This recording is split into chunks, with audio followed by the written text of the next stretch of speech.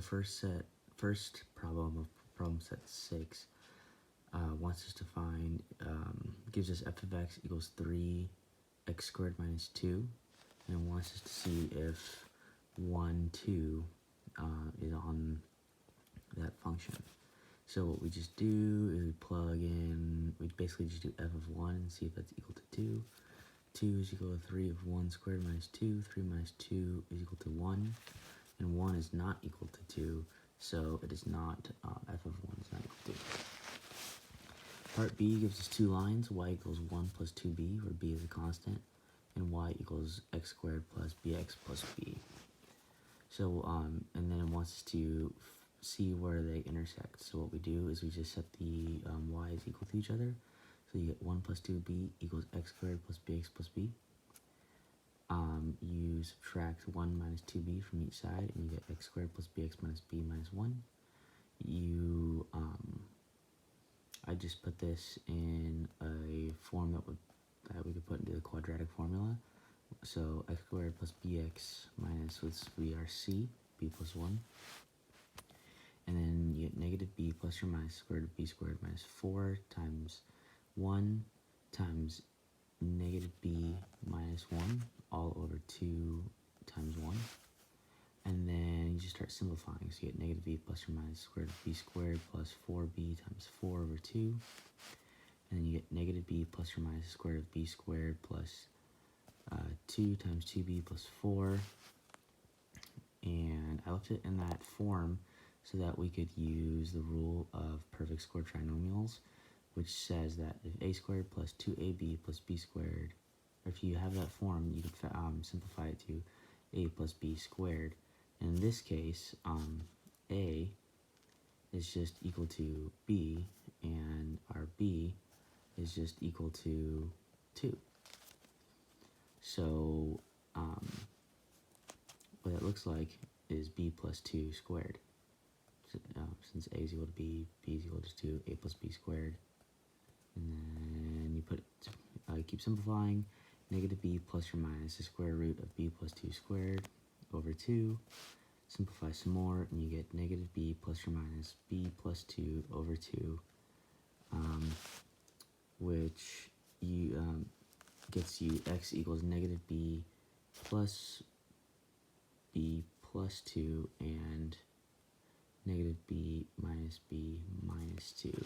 So you just plug those into one of the equations. There's only one that has an x value. So you go ahead and do that and simplify, and you get 1 plus 2b for one of them, and then you get negative b minus 1 and 1 plus 2b on the other. Which makes sense because if you look at the two equations, you have 1 plus 2b or b is a constant, so that's just going to be y equals some number, which is just going to be a straight line across, and then any x squared polynomial is just going to look like a parabola. So basically it's going to be a line cutting across a parabola, which means it's going to intersect in two spots with the same y values. So then we come to b, or part C, I think it is. I think I miswrote that. We have where we were given y equals 1 minus a squared and y equals x squared minus 2ax plus 1.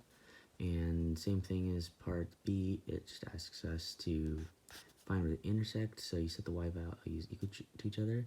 So you get 1 minus a squared equals x squared minus 2ax plus 1. Bring it all to one side of the equation, you start simplifying, and you get x squared minus 2ax plus a squared equals 0. And just like in the last part, we can use the perfect square to get x minus a squared is equal to 0, and which means that x is equal to a. Then we just plug a into the formula that gives us an x value, and we get a squared minus 2a times a, which is just 2a squared plus 1.